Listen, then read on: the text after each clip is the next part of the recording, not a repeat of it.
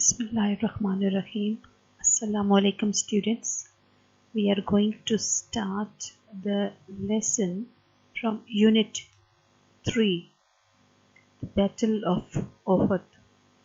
We have taken this lesson from the unit Duty and Responsibility, that how much dutiful and responsible you need to be and you have to be, specifically in some of the critical moments, critical situations when it is required. And if you are not going to perform your duty with great responsibility, how much loss you have to bear, we are going to read about that. So let's begin the historical facts about the Battle of Uhud. Let's begin. The Battle of Uhud, it took place at a valley in front of Uhud Mount, means in front of the mountain of Uhud. This battle took place, and the date was 3rd of Shawwal. The two parties, they went or they came across with each other. The one was the non-believers or Quraysh, and the second was the Muslims. And what was the cause of a fight, of a battle between these two parties? First of all, the non-believers, they wanted to take revenge for their defeat in the Battle of Badr. That is why it is said that Battle of Uhud is the extension of Battle of Badr. When they were badly defeated by the Muslims, and now they want to take revenge of that defeat. Secondly, the Muslims, they were defending themselves and their homeland, that is Medina.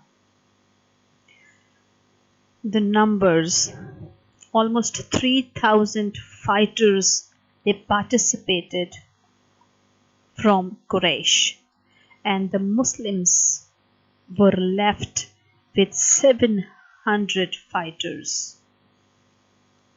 Let's begin the reading of the passage. This was the brief introduction of the lesson. Let's start about, before we start about the reading, let me tell you about some important characters. The Holy Prophet, peace be upon him, was the general of the or the commander of the Muslims.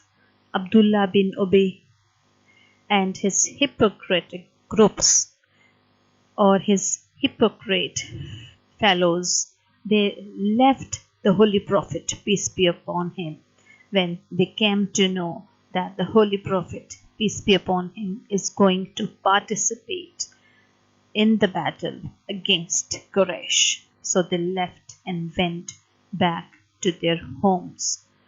So that is why the Holy Prophet, peace be upon him, was left with 700 fighters only. Khalid bin Walid was a non-believer at that time who participated from the side of Quraysh. Hazrat Amir Hamza Raziyallahu anhu was an uncle of the Holy Prophet, peace be upon him. Musab bin Umar, he was a Sahabi, the fellow of the Holy Prophet, peace be upon him, had great resemblance with the Holy Prophet, peace be upon him. And when Musab bin Umar in the Battle of Badr got martyred, got killed, the Quraysh got very happy that the Holy Prophet, peace be upon him, had been martyred or had been killed, but it was not so. Hazrat Ali Raziyallahu Ta'ala was given a huge responsibility in the critical moment by the Holy Prophet, peace be upon him. So these are the major characters that we will be reading about them in detail in the lesson. Let's begin the reading. The first paragraph. The Battle of Uhud was an extension of the Battle of Badr. Smarting under the ignominy of their defeat at Badr. Ignominy means disgrace. The Quraysh of Makkah assembled at a large army of 3,000 people and marched to Medina to avenge their earlier defeat. The force was led by Abu Sufyan, which included every adult from the Quraysh. The force was fully equipped with war weapons, and some women also participated in that. Let's begin.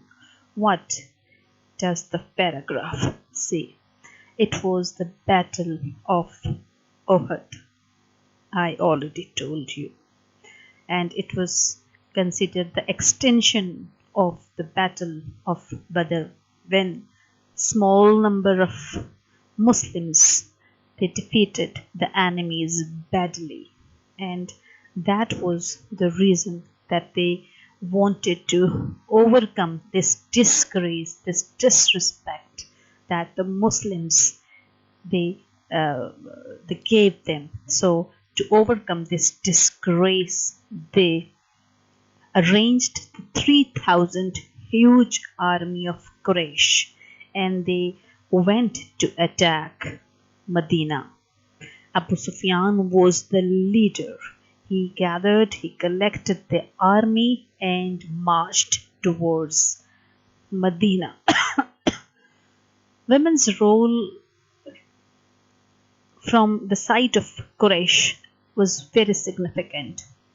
They not only participated, helped the Quraysh, but sang motivational songs to build up their morale, to we can say that enhance the role of the women. We find such examples in Islamic history, that we can find such example in Battle of Uhud as well, that the women's role is very much significant here. They kept on singing songs to inspire their warriors. So, moving ahead to the next paragraph, let's see that what happened when the war properly began. This is also the answer of question number 1. You can see that what is the question number 1. Let's begin the second paragraph. When the Holy Prophet, peace be upon him, came to know of the intentions of the Quraysh, he held a council of war. He was personally of the opinion that in view of the strength of the enemy, the proper course means the proper path and way for the Muslim was to remain in Medina. The younger elements among the Muslims, they insisted that the battle should be fought in an open area away from Medina. So what happened that the Muslims could assemble a force of 1,000 persons only, but the hypocrites and or munafiqeen, they left the Holy Prophet, peace be upon him. What happened? Now we are going to read about the strategy that the Holy Prophet, peace be upon him, developed, that how the course of action means how the path, the way, which path or way should be adopted, should be selected to fight against the enemies. So the Holy Prophet, peace be upon him, he ordered to remain in Medina. And what was basically the main idea. When the Holy Prophet, peace be upon him, came to know of the evil intentions of the Quraysh, the Holy Prophet ordered to be in Medina because the enemy, or the Holy Prophet, peace be upon him, thought the enemy may attack the city, and the Holy Prophet wanted the enemy to attack the city because he knew the Holy Prophet, peace be upon him, was of the view that in this way the enemies would disperse in number or would spread their force at different places. And when they would be dispersing, when they would disperse or spread their force at different places, then the Muslims would be able to attack on the weakest area, or would be able to attack the at that part of that, from that side, or at that side of the enemy where they would be in weak in numbers.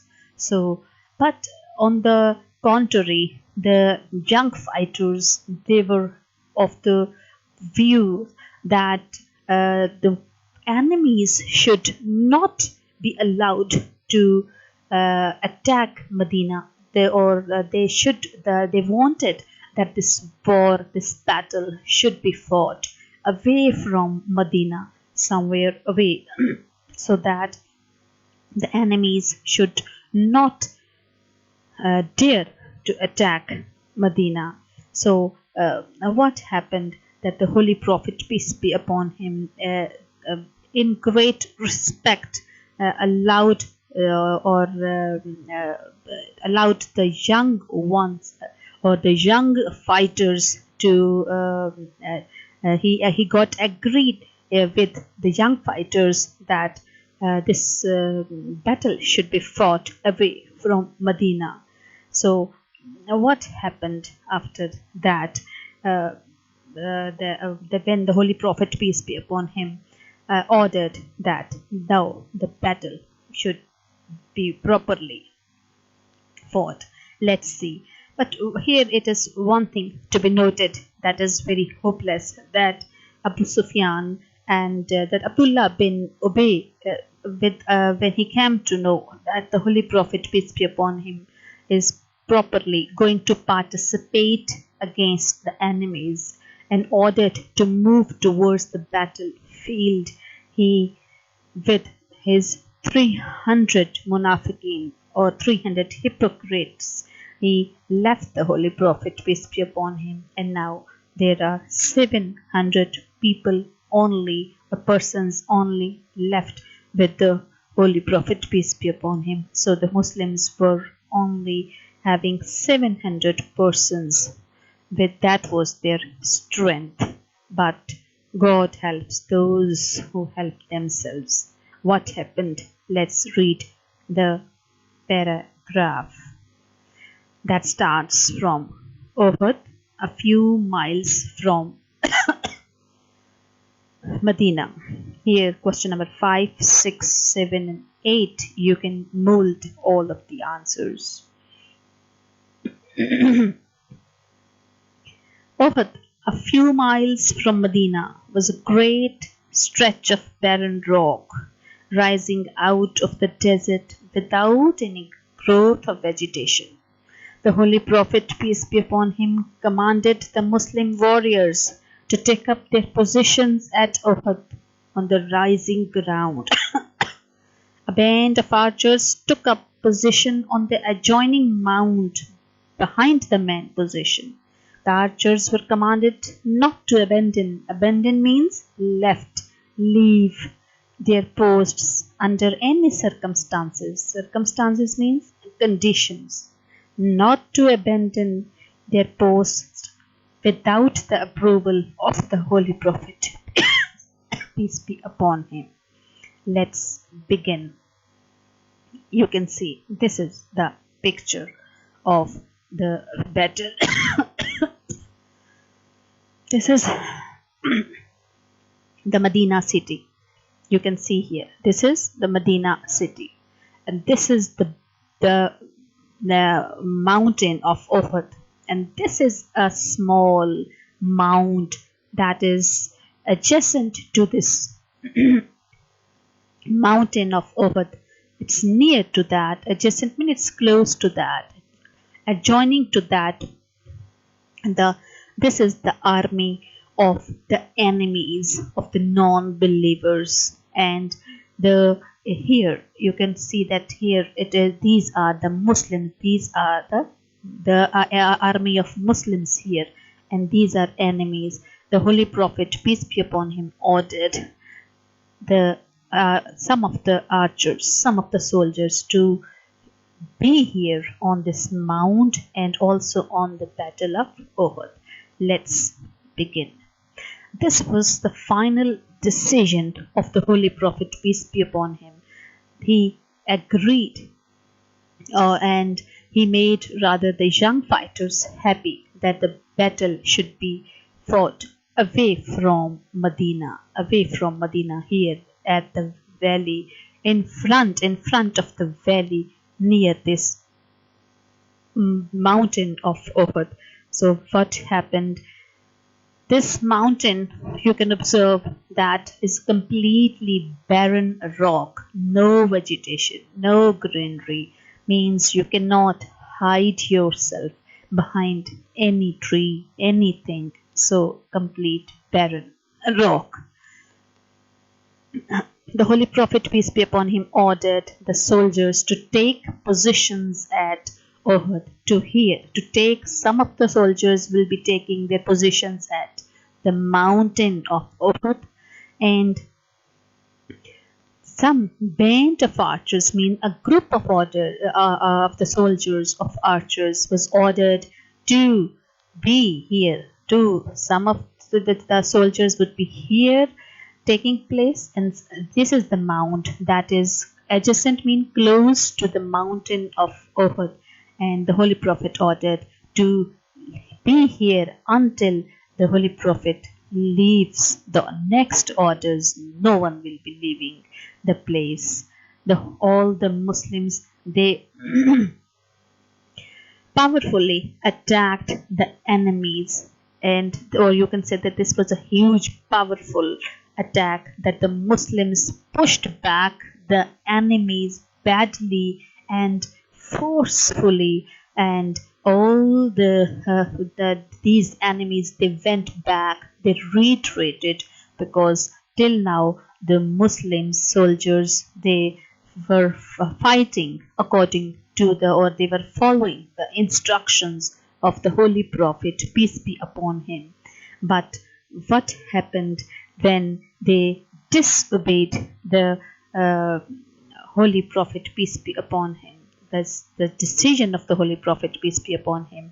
We will be reading in the next paragraph. So till now it is enough to understand that how did the battle begin, and how did in the beginning Muslims, they forced the huge army of the enemies to retreat, to went back to their areas, to their home, and they never, because they in any condition can never allow the enemies to attack Medina. So the Muslims in the beginning, at first stage, got succeeded. Till now it is enough. And girls, question number 5, 6 and 7, till now it is today's assignment to prepare the question answers and comprehension from question 1 till question number 8, and then send me in your respective groups. And if you fail to understand anything, you can discuss, you can ask anything, whatever you want to be. Till now this is enough. We will be starting the remaining part in our next lecture. Allah Hafiz, and thank you.